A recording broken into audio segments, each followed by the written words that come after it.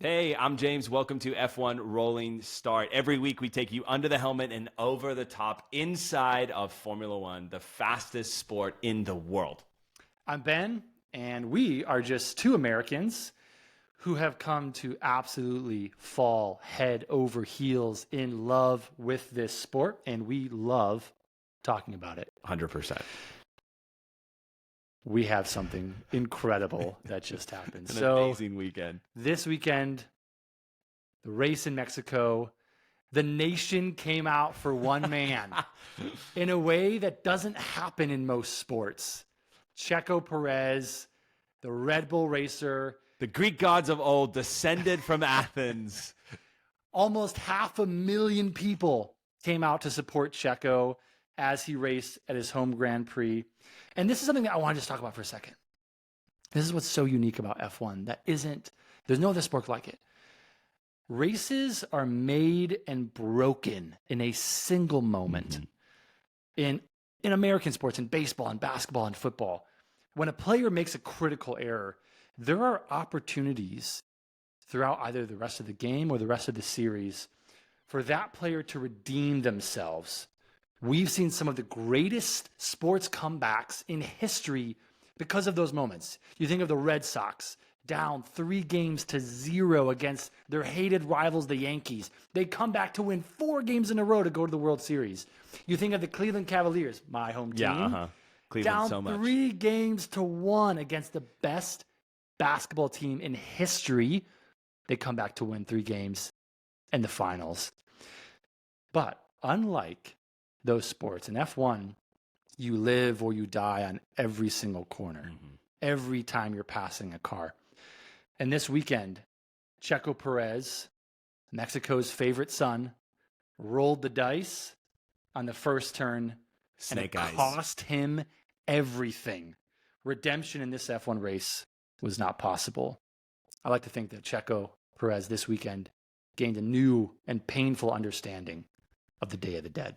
Dia de los Muertos came early for my friend Checo Perez. We are going to talk about the race. We're going to talk about some of the stuff that's going down in the paddock right now.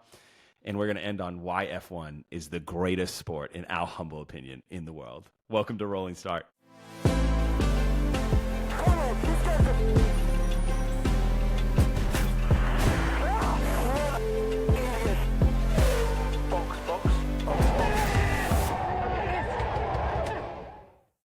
The Mexico City race was, in a word, entertaining. It was incredible. Absolutely a phenomenal race. Mexico is a unique track because, well, it's at the same altitude as like essentially Aspen. It is it's super really high, which the reason why that's important is for one main reason: the air is thin, and when the air is thin, it means that the cars are slippery. They're fast. It's one of the fastest. Actually, it is the fastest track. They reach their top mile per hour. I think it's like somewhere around 221 miles per hour. I heard Bottas, did 220, 230? I heard 235 is what I heard this weekend. I think Tom said 235. Hamilton was overtaking Leclerc. But it creates a ton of speed, but also conversely, an extreme lack of grip. Because the air is so thin, the engines are hot, the tires are hot, and there is no downforce. These Formula One cars essentially have the opposite of an airplane's wings attached to the front and the back of their cars to keep them stuck to the ground. And when the air is thin, those parts aren't working. So they're sliding all over the place. And man, it brought out the works this weekend at the Mexican Grand Prix. It was an incredible race. For multiple reasons, multiple fronts. Folks were at the front you didn't anticipate to be at the front. Folks didn't finish the race that you desperately hoped would finish the race. And so, it was a really, really surprising Grand Prix. We can start with Red Bull.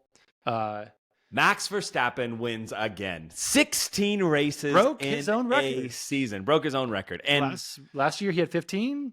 And honestly, it's not a secret. I'm not a huge Max fan, but that move that he pulled out on lap 1 where he shot like literally an arrow. He was flying. sandwiched between crazy. the two Ferraris. They didn't stand a chance. Not even close. We're running out of language at this point, collectively as the F1 Correct. community. 'Cause Dominant. It's all been used. Prolific. It's all been used. It's all been used. Yes. Max, what else can we say about you? Max is literally in his own league. You should just have your own division of F1 that only you race in, because clearly no one else can compete with you at this point. We'll get there. He wins. Hopefully next year he wins. His teammate. Where did his teammate finish? Where did your second driver finish, Benjamin? So here's something that. Well, first off, I'm trying to think how to get this rolling. I can answer the question. Checo did not finish. Mexico's favorite son did not finish because he saw the same opening that Max saw last year. So last year, Mercedes had a front row lockout. First place, second place. Yep. Max was starting third. Yep. The same that he was starting this year. Arguably now the best place to start on the grid. Yeah, absolutely. At least for the last 2 years. So what happens last year is both Mercedes move to the right of the track. Max sees a gaping hole on the left side and goes for it. Floors it. And that car is a rocket. Oh, it was an absolute rocket. And Max is so good at braking late. He brakes late and takes the lead of the race, takes out both Mercedes in one move. Checo sees the same opening at the start of the race.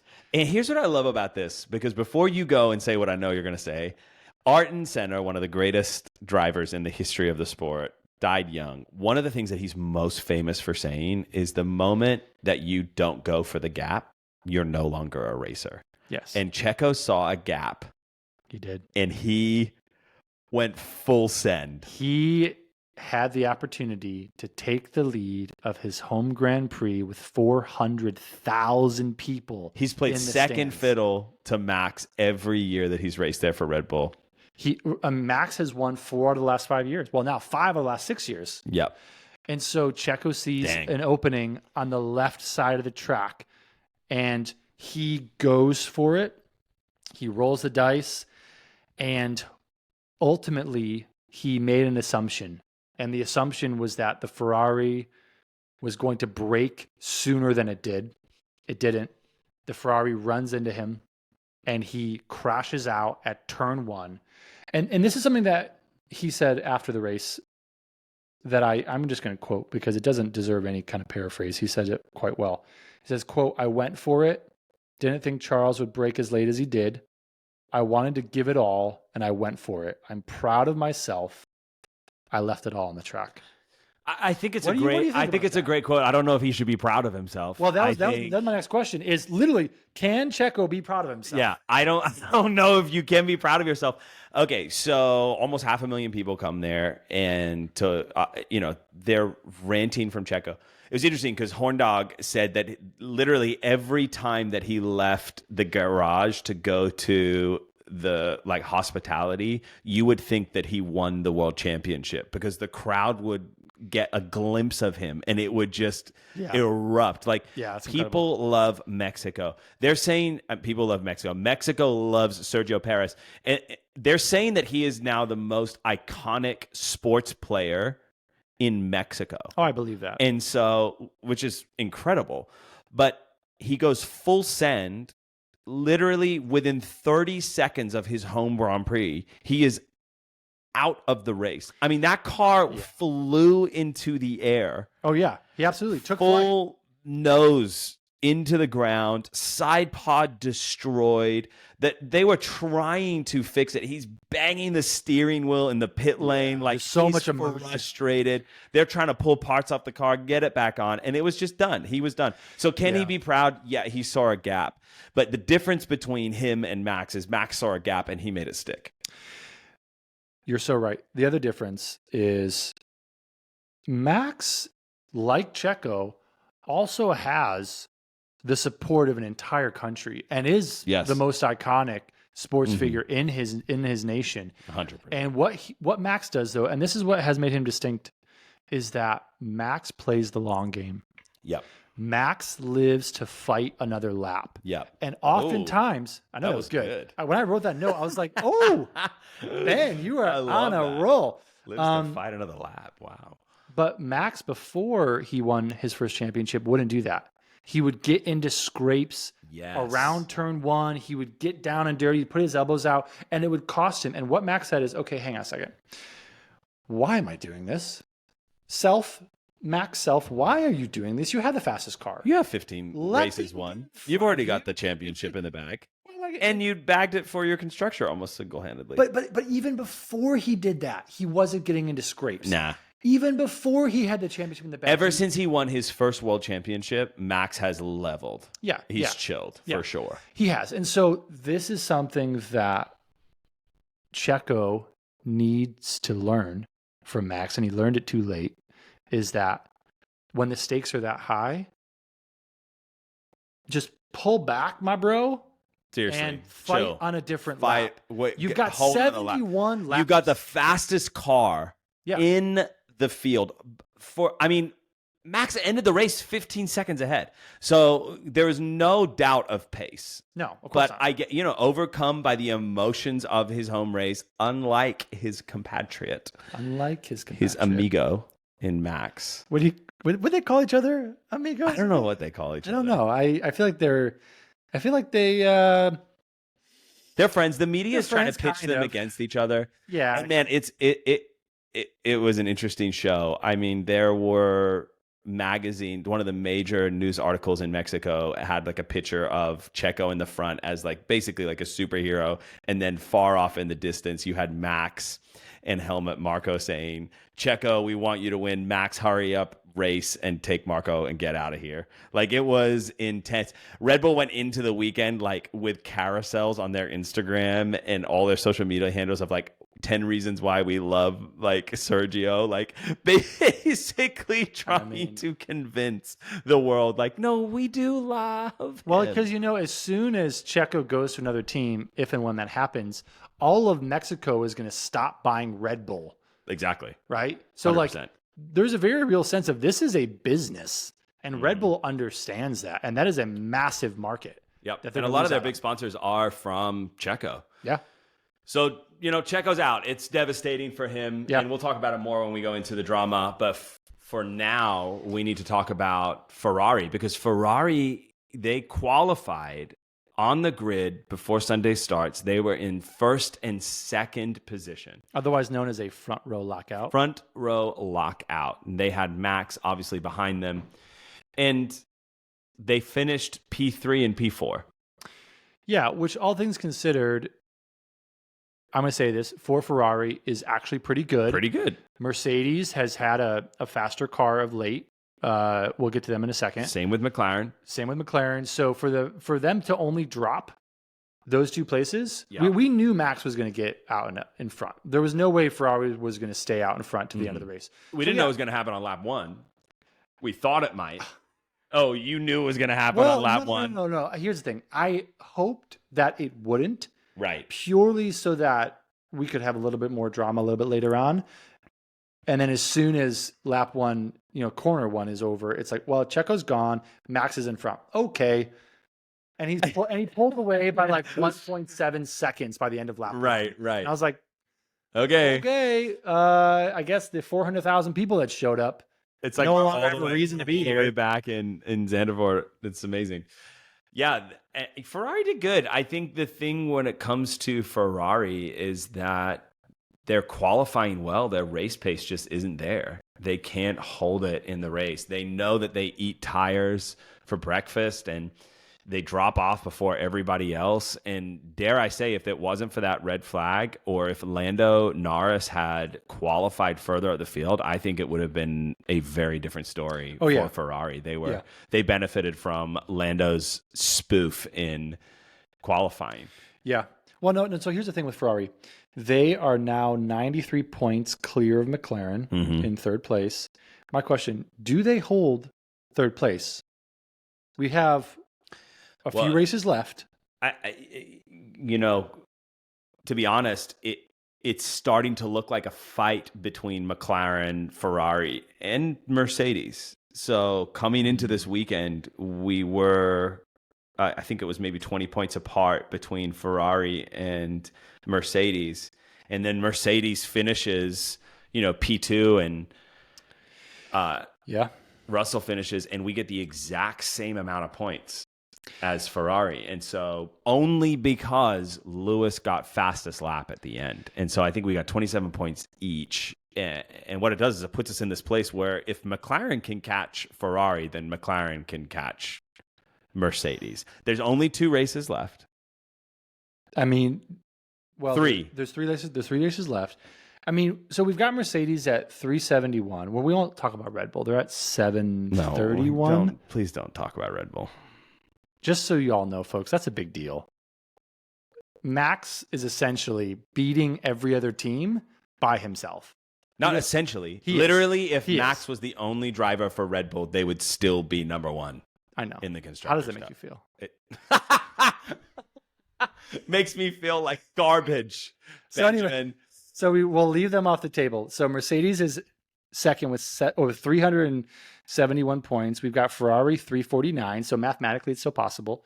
And then we've got McLaren at 256. I don't think McLaren's going to catch Mercedes. I think they could catch Ferrari. I think it's too difficult. I think Ferrari could catch Mercedes. I think if we go into Sao Paulo, and man, Vegas is a crapshoot. No one knows what is going to happen in Vegas. And aliens could show up. We have no idea what's going to happen. Literally. So if Mercedes craps the bed, which has essentially been their through line this entire season. I mean, they're second, so I can't really say that, but it seems to me that they do not seem to capitalize on every single weekend as much as they could. Case in point, Lewis in P2, Russell, where did Russell finish? P8? Or no, P7 or something. No, P8. P6. Position 6. And so, you know, whereas P6. Leclerc were 3 and 4. 3 and 4 steady. Yeah. They're right with each other. And so, you know, it was an interesting weekend. Ferrari did good. I think they're doing good all season. They still need to figure out their race pace. Mercedes. Let's go there. I was so disappointed. As a Mercedes fan. Wait, hang on a second, though. Hammy, he started further back. Hamilton. But Hamilton is awesome. That's why. He's the greatest driver ever, Ben, in the history of mankind. For now. No, he is the greatest driver ever. Period. No, it is going to be. And next year, when I take your team and put them in the garbage disposal with my results, this is getting broadcasted. It's going to come back. You're going to cut it up. I'm so excited for Toto to be so lost again. No, it's not going to happen. No, it's not going to happen. Okay, so Lewis finishes P2. Mercedes was nowhere. All weekend, their practice sessions were trash. Yeah. Their qualifying was average. Yeah. You know, coming off of Austin, we were looking at an amazing finish, amazing qualifying. The car looked hooked. 2.2 seconds behind. The car looked hooked up from free practice 1 through the entirety of the weekend. Yeah. This weekend, I was like sweating going into qualifying, sweating going into the race, going like, yeah, maybe we'll get 8, 9, 10. Maybe Russell will be in the points. Lewis drives his butt off this weekend, does an incredible job. I love what Toto said. Toto says, fantastic driving. Now we just need to give you a car that can win. Driving was perfection. And you know how long he's been saying that? Now we need to give you a car that can win? Yes. He's been saying that for a long time, Ben. I'm very aware. Ever since the 0 to 5 minutes. I heard him saying that. I know. Give your Mercedes. We want to see the competition. And let's go. Lewis did a phenomenal job. Russell apparently had brake issues. He tried to go after Sainz and Leclerc in the Ferraris and chewed his tires up. So he was nursing his car. And honestly, as the race was finishing, I was literally sitting there sweating because I'm looking at the delta times on the left-hand side of the screen, and Ricciardo in an AlphaTauri was chasing down your boy. 0.067. He was alongside. It got down to 0.2 at one point. No, it was 0.0. It was 0.0 something. And I remember being like, oh, Ricciardo is going to pass Russell in a works Mercedes. One more lap and it would have been done. It would have been done. Yeah. Luckily it wasn't. And well, I mean, Russell finishes in the points. Russell finishes. Good points. Hammy gets P2. Russell P6. Yeah, I mean, here's the thing that I walked away from this race, because The final time, Hammy was about 13.8 seconds behind Max at the finish line. That wasn't actually an honest 13.8 No. seconds, right? There was a safety car. There was a restart in And F1. Lewis knew he wasn't going to catch him, so he wasn't going to throw away his tires just to try to get close to Yeah, Max. I mean, he had more pace. He kept back on that. But in F1, when there is an accident or there's something dangerous on the track, there's a safety car deployed, which paces all of the rest of the cars, clumps them together so that the crew can get out and clean the track. If it's particularly bad or it will take a long time, there's a stop to the race. Red flag. They red flag the race. Everybody comes in and they have to wait until there's a restart. So we had both of those. We actually had a virtual safety car, a safety car, and a red flag this weekend, which you don't often see all three things in one race. So all that being said, there was a restart, which clumped all the cars back together. So Max hypothetically could have been 20, 25, 30 seconds. Yep. If there hadn't been a restart. Yeah. Which isn't great. I'd love to see Mercedes We'd love closer, to see Mercedes closer. We'd love to see Ferrari closer, and we'd love to see McLaren closer. And matter of fact, I think had Lando Norris not had a poor qualifying session, I think he would have been ahead of the Ferraris. And I would even say possibly the way that he was driving on Sunday, he may have beat Lewis Hamilton and gone P2 against Max. They were incredible. He started in 17th on the grid, Ben. Yeah, he was on a rip on Sunday. He ended. Where did he end? Fifth? He ended fifth. Fifth place. Yeah. He went from 17th to fifth. Yeah. Now, in Mexico. That's crazy. The track is hard to navigate, hard to overtake. He was pulling off moves that were insane. Yeah, he was hunting drivers down. He was passing with incredible confidence. One of the best passes that he had was when he overtook Ricardo. And it was I loved Crofty his take on it. And he was like, Lando has so much respect for Daniel as a racer that he knows that when he goes to pass him, Daniel will race him clean, which he did. Ricardo raced him hard. Ricardo raced him clean. He didn't get down and dirty with him. They touched wheels in that corner. That corner, and it was something to watch at those speeds. Cars doing that. It was incredible. And at the red flag, when they did stop it and they restarted the race, he had a really, really poor restart. Yeah. And had he not... He lost several places. And had he not had a poor restart, I think he would have been looking at fifth, minimum, fourth, even third. Yeah. I mean, this builds on Austin, where Lando led for was it 20 laps or something crazy? First third of the race. It's amazing. So, again, context, there's been talks of Lando and Piastri being a rookie and coming in just guns blazing, performing at a really high level. The rumors start going, man, he's outperforming Lando. He's pushing Lando. Those are the big rumors. And then Lando comes out in Austin and in Mexico and says, this is my team. Like, I'm good with Oscar. We're good. But I'm the one who's going for it here. I'm the one who's going to lead this team. It was almost like being behind Piastri, put the bit between his teeth, and he just went all out. Some of the moves he was making were uncharacteristically aggressive for Lando Norris. They were. And it was incredible. It was some of the best racing we've seen all season. His team boss, his team principal, has worked with Michael Schumacher, has worked with some of the greatest drivers, I think Alonso as well. And in one of the post interviews, he said, that's some of the best driving I've ever seen. And someone asked him, was that as good as the greats you've gone with? And he said, yes, if not better. Like, what a compliment for Lando. Well done, Lando. Super excited to see you. Way to put that rambunctious Aussie in his place. In 8th place, Piastri hanging back there. He did a good drive. I think it's one of the moments we're seeing with these younger drivers is that tires, the tire life, and complicated tracks like Austin and Mexico, where it is either the air or the surface or something to do outside of the controls of a simulator, throw them for a loop. Yeah. and the old wily dogs come through. You see the age, you see the veteran racer having his day, and Lando, this was his weekend. So Unless excited to your see age that. is above 40 and you drive for a certain green team that gave James Bond a bad name this weekend, because Aston Martin double DNF, the literal antithesis of McLaren's story, the opposite. I think last week we called it the Benjamin Button story. We did. One of them has gone young and getting older. The other one went old and is getting younger. They're getting worse.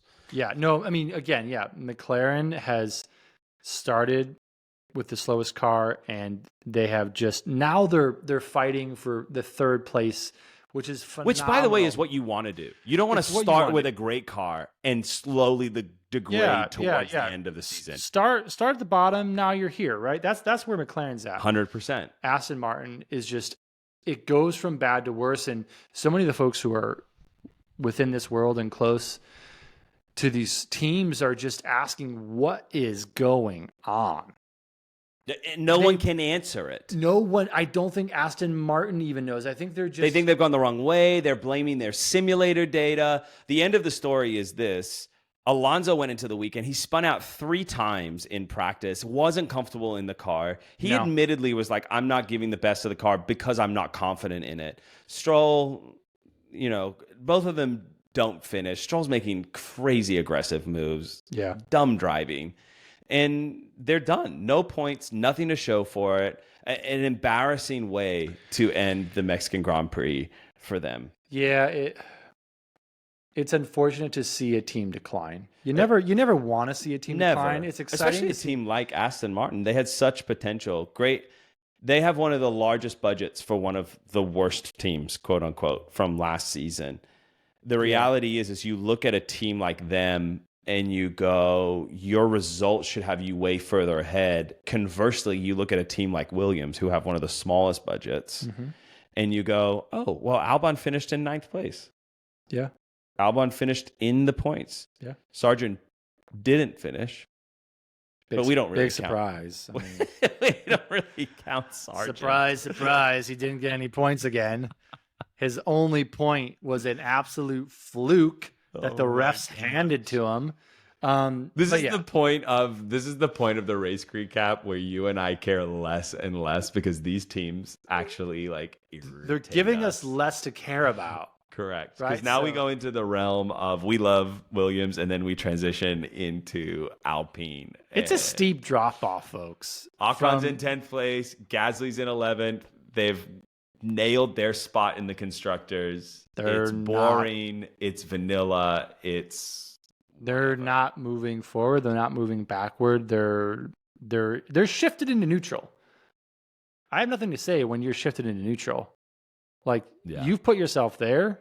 You've gutted your leadership. 100%. So it's like, okay, what are we going to talk about? I think the team itself, their power unit it's not a secret. It's lower power than everybody else, to the point where the FIA, the governing body, is considering allowing them to actually improve their engines, which are all on lockdown until 2026. No one's allowed to improve their engines. And they're saying yours is so underpowered that we'll actually let you go in and make some adjustments to get you back into competition. They're the only person on the field that supplies only their own car. No one else wants their engine. Yeah, Red Bull had their engine. And Red Bull kept crashing, unreliable, kept having engine failure, which was a massive issue. And they were like, we're here to win. Yep. I don't know what y'all are here to do. Clearly, give us an engine that works. They don't get it. They go to Honda, which oddly enough seems to be so reliable. I wonder why. Who would have thought? Here's the thing. Alpine, for me this season, it's not about the team. They're floundering. I will say this about their drivers. Ocon has been in that team. He has been consistent this season. Gasly, however, his first year in the team, has done basically a moment of getting used to the team. I wrote down this stat. Leading into the summer break, he had 22 points in the first 14 races. Now, as we go into Sao Paulo, he has 36 points. So he has outscored himself on the back half of the summer break more than he did leading into the entire season. Yeah, so my observation is he's comfortable. And if he had this form at the start of the season, then they wouldn't be so evenly point on the drivers' championship, because him and his teammate have been evenly distributing the points between them. It's been pretty even competition. Yeah. But I'll say now, as Gasly seems to be settling into the Alpine car, I think next season, if they can figure out the car, the power unit, and get it together, it could be something where we see Gasly jump ahead of Ocon. Yeah, no, I agree, because right now Gasly's in 10th place in the championship and Ocon's in 12th. Gasly's got 56 points. Ocon got 45. So yeah, Stroll's sandwiching in the middle there.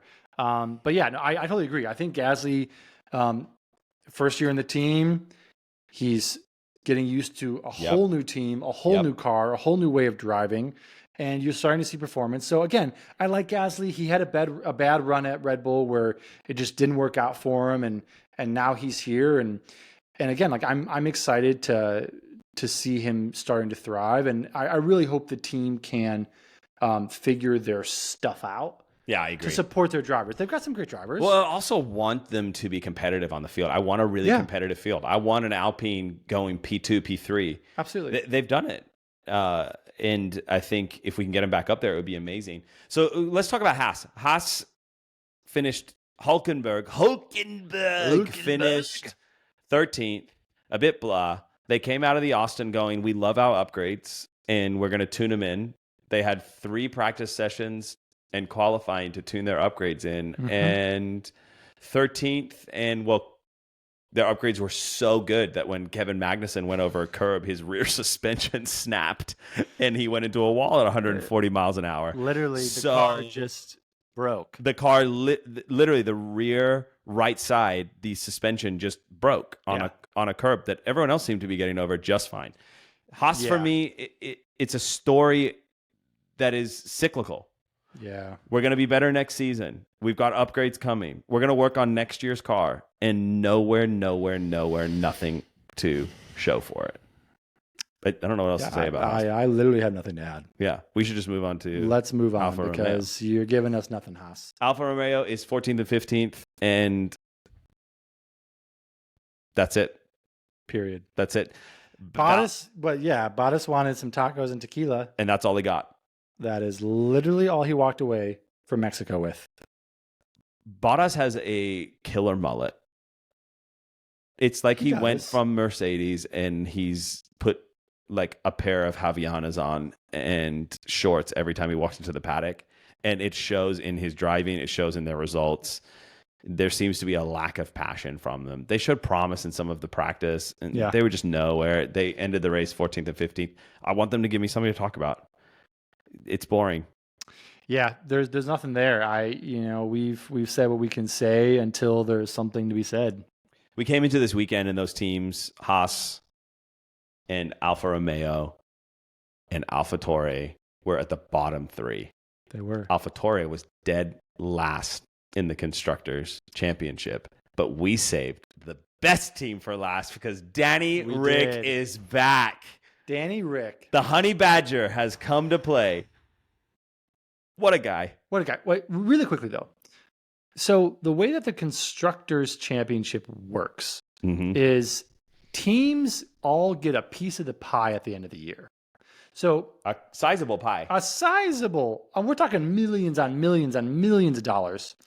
So you finish in first. You get a lot of money. A lot of money. Here's the thing about Europeans that I love. They don't really talk about money. No. That's inappropriate. It's inappropriate. We talk about salaries. We all know Max makes $100 million a year, and Lewis too. But we're not going to talk about it, right? So same thing with the teams. The team bosses won't ever say how much each position is worth. Right. But each position allegedly is worth tens of millions of dollars. Yes. So they let it slip this weekend, though. They did. So literally, we have Alpha at the bottom, and Danny Ricciardo starts 4th, which in a car that is arguably not arguably, up until this weekend, they were the worst team on the grid. He starts 4th. They were so bad. They started 4th, and no one could figure out how he started fourth. I already can envision the Drive to Survive storylines. Yes. It's going to be incredible. It's going to be unreal. But he in the press conference, I don't know if you watched the press conferences, but there was a question that one of the reporters, one of the local reporters asked him, "Are you a personality or are you a race car driver?" And I looked at his face, and Danny Rick is this big, smiley guy, and you could tell it was like, yo, I think he was kind of gutted because he came out in free practice 1 after that interview, and he, from the get-go on Friday, was laying down the law in that car. Yeah. Lando Norris said that car looked like it was on rails. He took that car and was punching way above its weight class. Above. It did not deserve to be in fourth. No. It did not deserve to be as competitive as it was. This is where the distinction between man and machine is best seen. 100%. Where you see a seasoned driver, a motivated driver, a good freaking driver take a car that is not competitive and say, I will have my way with you. You are going to race. Yes. And so, I mean, and the thing too is, because they were dead last, as we're getting towards the end of the race, Danny is his race, and where he ends is like a $20 million race. Yes.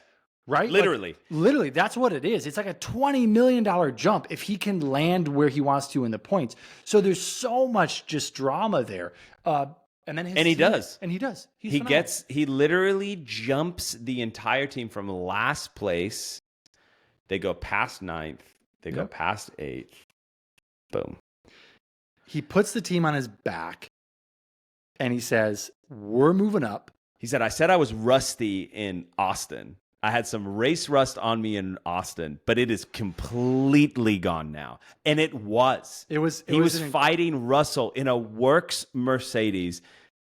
It was unreal. He was almost overtaking Russell in the last one more lap, and Russell would have been done. It was an incredible drive from Danny Ricciardo. Yeah. We've seen other back marker teams in qualify high, like fourth. I don't think we've seen him qualify fourth, but in the point realm. And they fall back throughout the race. They Not can't Danny Rick. maintain the pace. He picked his fights. He fought them well. He let the cars that he knew would overtake him anyway. He's like, I'm not wasting my tires on you. I'm not wasting my energy temperature on you. I'm going to fight my fight, and I'm going to do it well. And he did incredible. Okay, so he made a $20 million Sunday for AlphaTauri. He did. And I would argue that Yuki also made a $20 million Sunday for AlphaTauri in the opposite direction. Yes. He got into a fight while he was in the points. Points is what gets you the money. Mm-hmm. He made a fight with Piastri, who he had no business making a fight with. No. He was unhappy. He was emotional. He was angry. He had his elbows way too far out.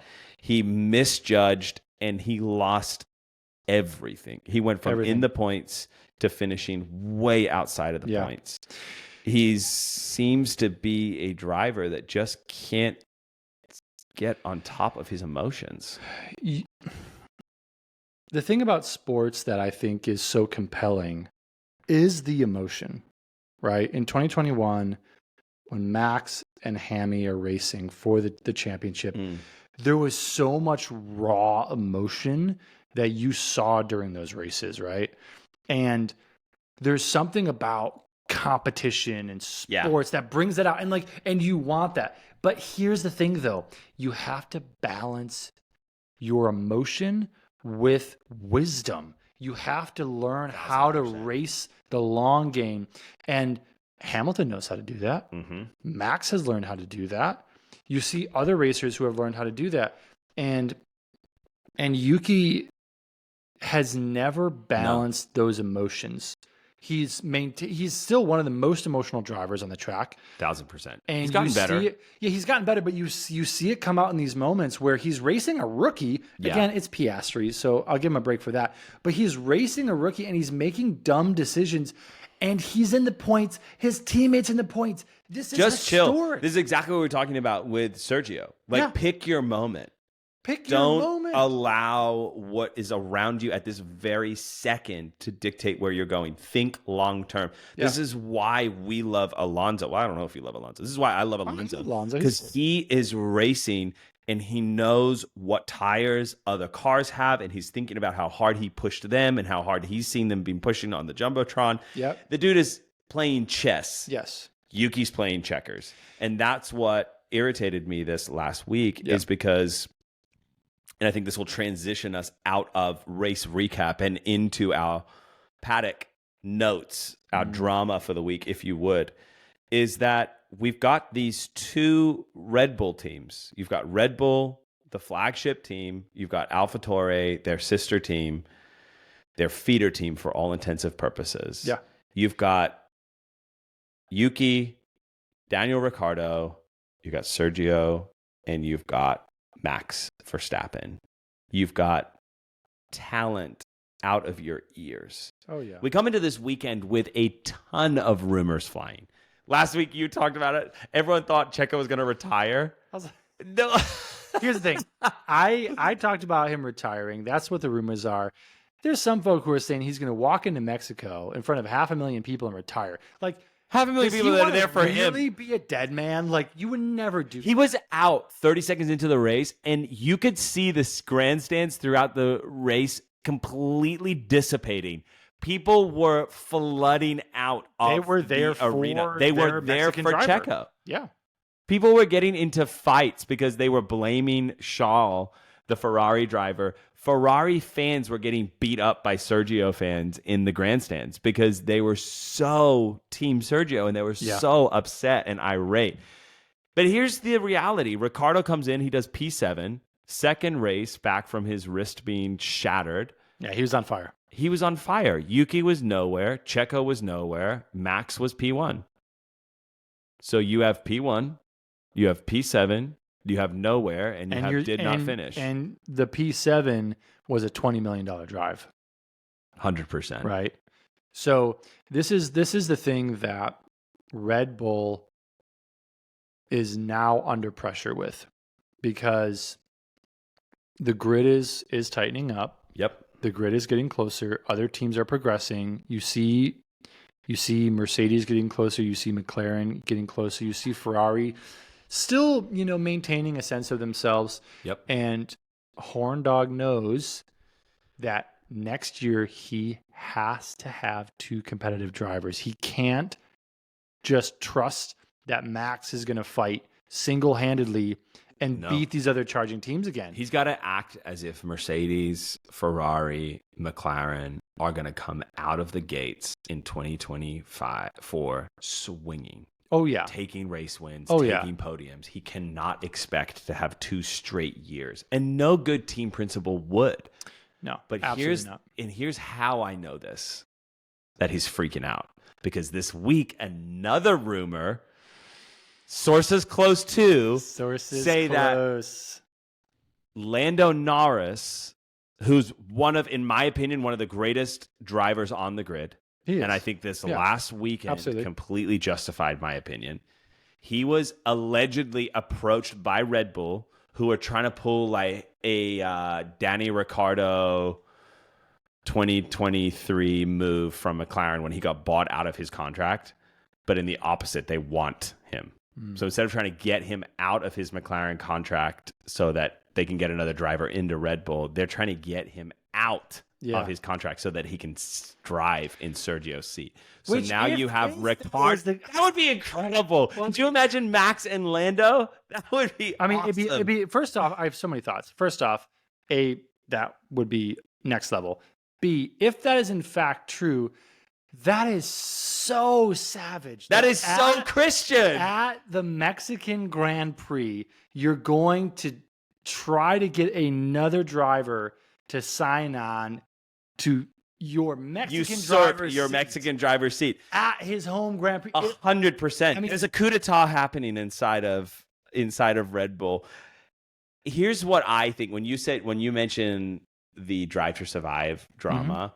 What I'm picturing in March, and we will know when we watch it, is that Christian Horner's comments are, if you drive If you win, you keep your seat. If not, there's other people who have the seat. Every year he says that in Drive to Survive.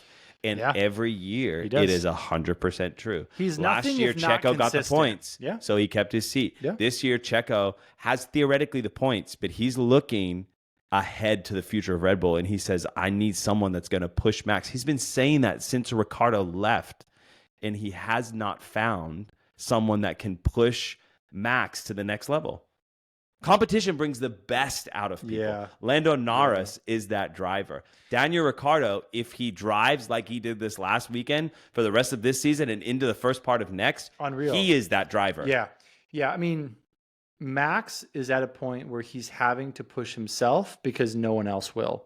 And I think that's maybe why he shows up with the intensity that he does, because he knows I'm not getting this level of intensity from anyone else here. No other driver is giving this to me. No one is pushing me into this space. I have to push myself there. And so, good on Max for keeping up the intensity when you've got it in the bag and you don't need to. But I think Max also says, hey, I have to get better for next year. Yes. I can't relax. I can't put my feet up. Well, he knows that. I can't go get a mullet like in Austin. You saw him sweat in Austin. He wasn't. Yeah. He hasn't felt that pressure in a while, and he needs a teammate that can back him up in that moment, or that he can back up. It would be weird though seeing him share race wins with a teammate. It's almost like I'm almost just not even used to the concept. My secret desire would be that him and Hamilton would drive on the same team. Dude, that would be insane. It would be absolutely incredible. The universe would break. It's not going to happen. This would break. Why? Because it would be amazing. No one else would win. I mean, exactly. It would be amazing to see those two battling it out. 2021 every weekend. I need to drop 2021. It's my favorite thing in the world. But it is the best. Hammy's not going anywhere. He's a Mercedes man. He will be until he retires. I don't think Max is going anywhere. I don't think he's too ingrained in Red Bull. They've built not unless Red Bull craps the bed, and I don't see them doing that in a while. No, I mean, they did after Vettel. Yeah, but I think this is different. Hope so. I think it's different. And again, actually, I hope not. Everything could, who knows? Who knows next year? I think that they need a competitive second driver. This weekend wasn't just the worst possible outcome for Checo. It was the worst possible outcome for Red Bull in this respect, because it ties their hands where they're like, totally, bro, give us something. Give us something to work with. At least in Austin, he raced well. Yeah. They could come out and say he did a great race. He raced strong, did some solid overtakes. He didn't finish. He took a risk. He took a gamble, and it failed. Yeah. On the first lap. And hypothetically, his main competition, Danny, raced lights out, for the car that he had. Yes. So, yeah, I mean. We'll see what happens with Checo. His future is in the air. In my opinion, I still think Red Bull is tossing around whether or not they will actually allow him to keep his seat. They keep saying they will because he has a contract signed, which he does, but that makes him a Red Bull driver in the large umbrella, not necessarily in the Red Bull seat. So it'll be interesting to see what happens. Danny Rick, I'm hoping this weekend just drives the pants off that car again and gives some boost. And I hope Checo does too, because I love Checo. We need to go over to Aston Martin because last week we talked about it. Stroll's senior has allegedly said that he'd be willing to sell his portion of the ownership of the team. And he's the majority owner. He's the largest majority owner of the team, which means that he would be giving up a lot of control over that team, which would include the fact that he has been the largest investor of every team that his son has ever driven for. On top of that, heading out of the Austin Grand Prix, there was a bunch of advertising that they put up, and it had all of the Formula One drivers on it. every single one of the Formula drivers. And when it got to where Lance Stroll's picture should be, it was Felipe Drugovich, their reserve driver. Every F1 driver and then Felipe Drugovich. So I don't know what you tried to blame AI. I don't think it was AI. I don't think it was either. I looked very hard. Didn't look like it was AI. What I will say, though, is if that happens, Stroll goes away. You heard it here, folks. You heard it here. It was us. It was us. We're saying this. Listen. We are the chess makers of Formula One, is what you're saying. I am the grandmaster. Yeah, with none of the money. No, I mean, Aston Martin, again, we belabor the point, but there's so much to belabor here. Stroll isn't pulling his weight. The team is suffering. It's going from bad to worse. They've went off a cliff. Everyone is wondering what happened. They are lost. They don't know I mean, we could go on and on. And in these moments, you need consistency. You need continuity. You need drivers who are close to each other, who are able to both move that team forward. And this weekend was a bummer for them. Both drivers don't finish. Both don't get any points. It hurts the team. Yeah. And it hurts the team when they're already really in a vulnerable space. And there's a lot of, upper echelon politics going on with the senior Stroll, unsure of where he's at and what he's doing. So, yeah. I think as well, one thing that we need to consider in this is Alonso's history with teams that are not performing. Alonso is a 2-time world champion. He wants to win. He wants another world championship. He wants to win. He does not want to be in a car. He wants consistency, he wants investment, and he wants winners. My question is, how long can they keep a hold of Alonso? I just had the most insane thought. I hope you're going where I think you're going. Who would push Max? Yes. We need to. You've heard it here. You've heard it here. It is now going to be Max Verstappen and Alonso. Would push Max if not for Alonso. Oh my gosh. What an incredible. Move aside, Checo. I think we could lose a whole team just to make this a reality. Oh. I'd be willing to give up Alfa Romeo just to make that a reality. I'd be willing to give up Haas to make this a reality. And I love Gunther Steiner. Wow. Why didn't I that would be think incredible. About that? That would be amazing. He is someone who's older. He has the experience. He has the championships. Oh, yeah. And he's got the racing ability. The guy is driving like crazy. At the beginning of the season, he was up there, dude. And it was a sight to see. His racecraft is honestly unparalleled. He's one of the best drivers in F1 history. This is, I mean, here's the thing. This wouldn't happen next year.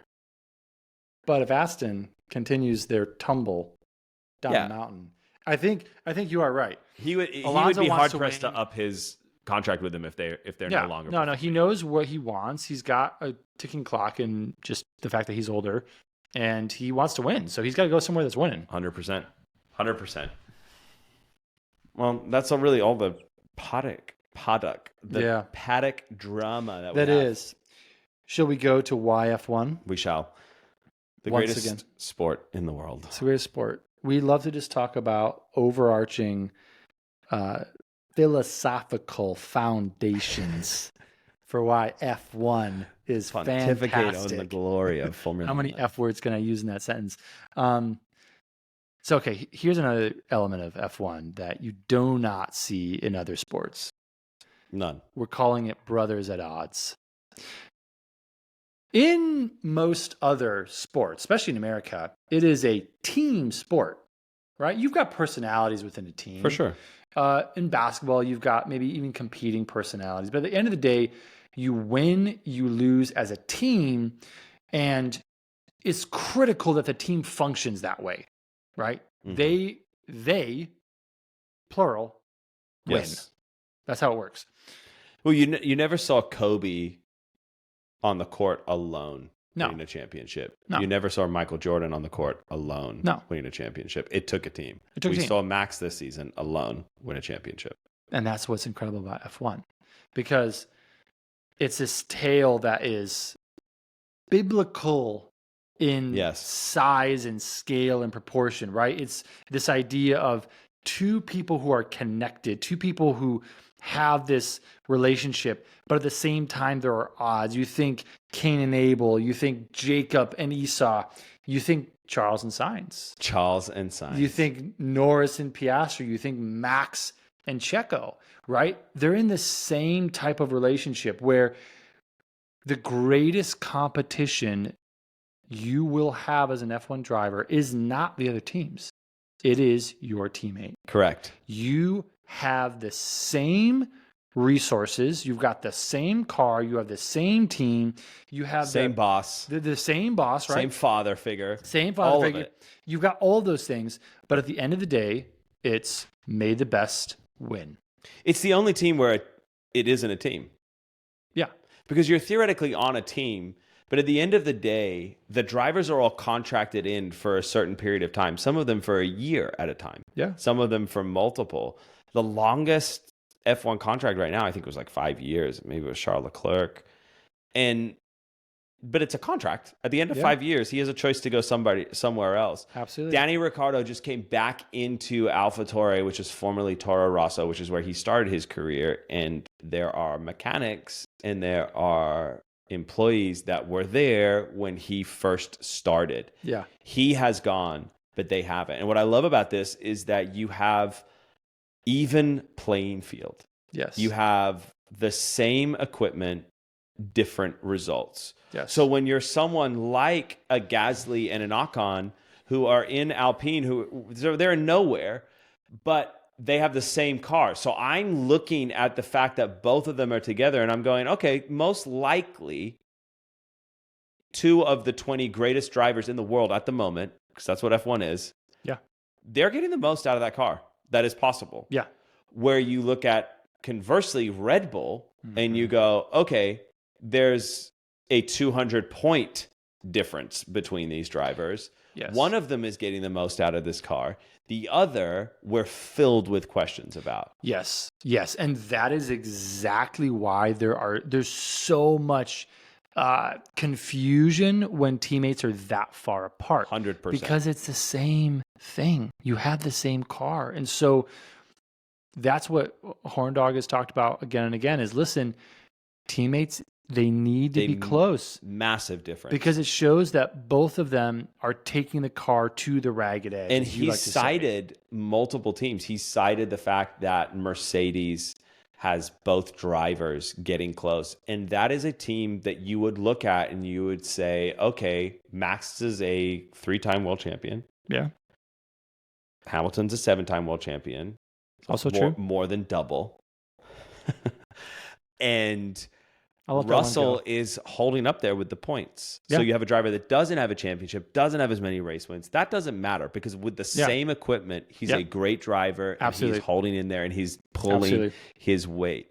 Then you jump down to Yuki and Ricardo. Second week out, you've got Yuki who's had that car all year. Granted, there's been a lot of upgrades.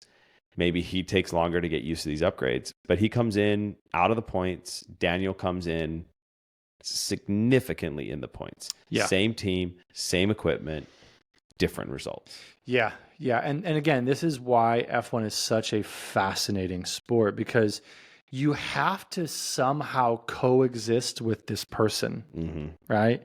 You have to, it's almost as if like you're co-joined twins or you're unequally yoked with this person because you can't get away from them. Exactly. They're there. They're not going anywhere. You hope you're not going anywhere. They're 5 feet from you. They're right there, and you have to beat them. Yes. That is your number one mission. Every race is I have to beat you, and you have to beat me. Right? Yes. So it's this incredible dynamic. We want to beat everyone, but ultimately, I want to beat you. I want to beat you. Because that is the only thing that tells me and the rest of this team and the rest of the world that I am the better driver than you. Yes. Absolutely. My car, I can't control. No. My team, I can't control. My resource, I can't control. But what I can control is how I go out there and I use what is between my hands and at my feet. Yeah, it is the ability to be an individual in that moment, right? Christian Horner has often said that F1 is the largest sport in the world. There's thousands of employees at each of these racing teams, right? It's a massive team sport. And at the end of the day, you want to distinguish yourself. Distinguishing yourself keeps you in the sport. You're racing to stay in the sport. You're desperate to stay in the sport. And your ticket to next year is to beat the guy across from you. Exactly. It actually, for most of the field, it doesn't necessarily matter when you first enter into the sport where you end. No. You look at someone like a Piastri who comes in and he's hanging out with Lando.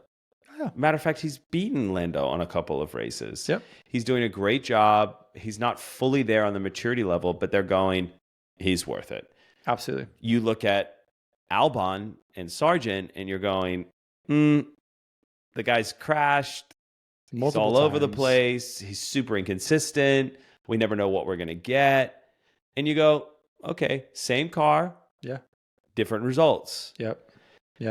The proof ends up being in the proverbial pudding. It does. And, you know, in a world of ambiguity and subjectivity, there's something really incredible. Sounds like a movie trailer. I know, in a world of ambiguity and subjectivity. But no, and again, like, I'm all for it in a lot of respects. In sports, there's a certain honesty about the stopwatch never lying, right? And there's something that is kind of incredible about that, where in F1, you know exactly where you are. There's no questions. 100%. There's no ambiguity. And there's absolute certainty. There's truth in a way. The truth is in the stopwatch. And so I think that's one of the incredible things about this sport is that there aren't hypotheticals necessarily. Obviously, we can like conjecture and dream up wild scenarios of Max and Lewis being on the same team and, you know, the internet and the universe breaking as a result. But at the end of the day, there is a clean fight, honesty about these two guys giving everything they have with the exact same thing. Yeah. You're a twin, like a biological twin. I'm a biological twin. I'm an identical biological twin. Wow. So here's the thing about F1 that I think is really fascinating. You know, I understand this on a lot of different levels because I actually have the same DNA. Yeah. As my brother. Why does he look so much better than you? Every time, this guy. No, my brother's a phenomenal guy, and he's an incredible film. Just calling him a little brother? No, my brother. Who's older? He's an hour older than I am. What? Yeah, but I know, right? In twin hour? That's insane. So this is pretty crazy. I was graphic. I can't handle that. I was technically older, and then I wasn't, and then he was, and then I was the younger.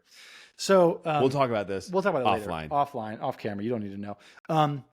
But yeah, being a twin is really fascinating because, again, like an F1 driver, you've got the same thing, right? You're sharing the same literal DNA, the same upbringing. We had a great upbringing, my brother and I. And there's all these incredible moments where, like, we were a team, right? Like, we played baseball together, and we were the pitchers on our team. And we when we were 8 years old, we were playing different positions too. But on these baseball teams, we're turning double plays as 8-year-olds. I watch 8-year-olds play now, and I'm like, losers. You're barely hanging on, but without checking yourself, bunch of participatory ribbon kids. You get an award, and you get an award. But when you were doing this, when your dad went to one of you before, when he went to your brother before he went to you, did you go like, hey, what the heck? My parents were really good about recognizing both of us at the same time. And then, what about at like school or something? Well, yeah. So he recognized for something that maybe you weren't, but you were just as good at. So here's what became really interesting: is the end of high school, going into college. There was a project that my brother did. It was a film project because he was going to film school, but I was also going to the same school. And he ended up winning this massive competition at the school, got a full ride to go. And so there's a moment where he starts pulling ahead. Yeah. Right. And it's this moment of like, this is a Max and Checo. Wow. This is a Max and Checo thing. And so I will say, and like, again, we have a phenomenal relationship, and we maintain that even in college, even during that moment. Haven't talked for 3 years, but it's great. It's a great relationship. But in that moment, it wasn't that he and I treated each other different. It's that everyone else treats you different. So I would be walking on campus and people would be saying, "Hey, Tim, what's up? Hey, Tim, what's up?" And that's not my name. My name's Ben. But they only saw him. Right. I would be having a conversation with someone and my brother would be behind me talking to someone else.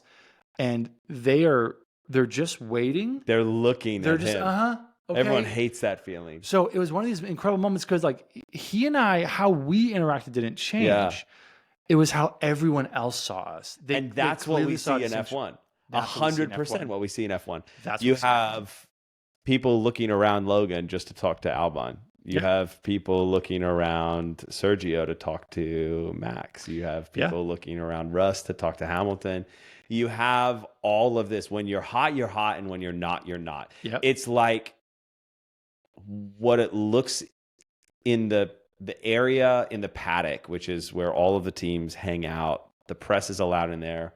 All of those people trying to get quotes and camera shots. At the beginning of the season, when Ferrari and when Red Bull were doing their thing, Mercedes was right there. No one was outside of Mercedes, and everyone was outside of Red Bull.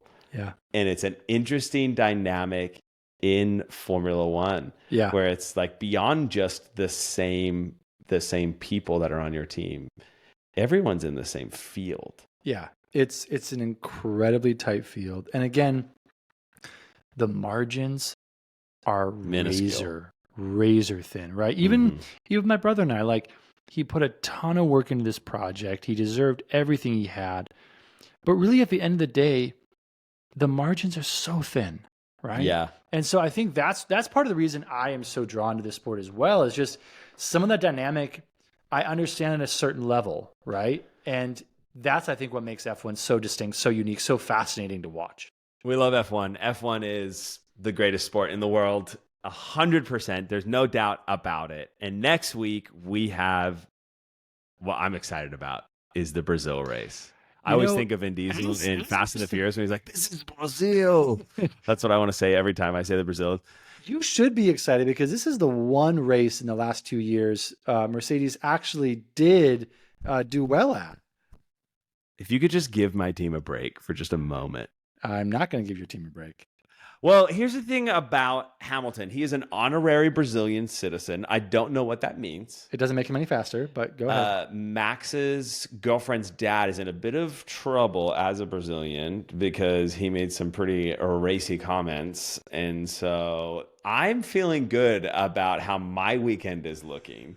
I don't know how you're feeling. I don't know anything about these comments. Max is going to get booed out of the country for his relationship. But what I'll say is this.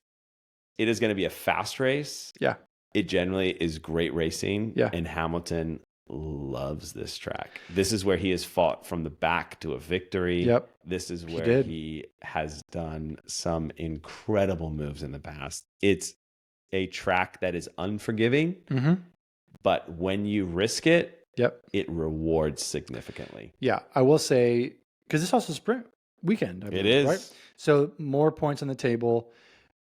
I think that is the one thing I'm looking forward to, is I am looking forward to seeing if Mercedes can win this season. This is the time for them to win. It's either here or it's Las Vegas, because Las Vegas, it's a no crapshoot. one knows what's happening in Las Vegas. They never raced there before.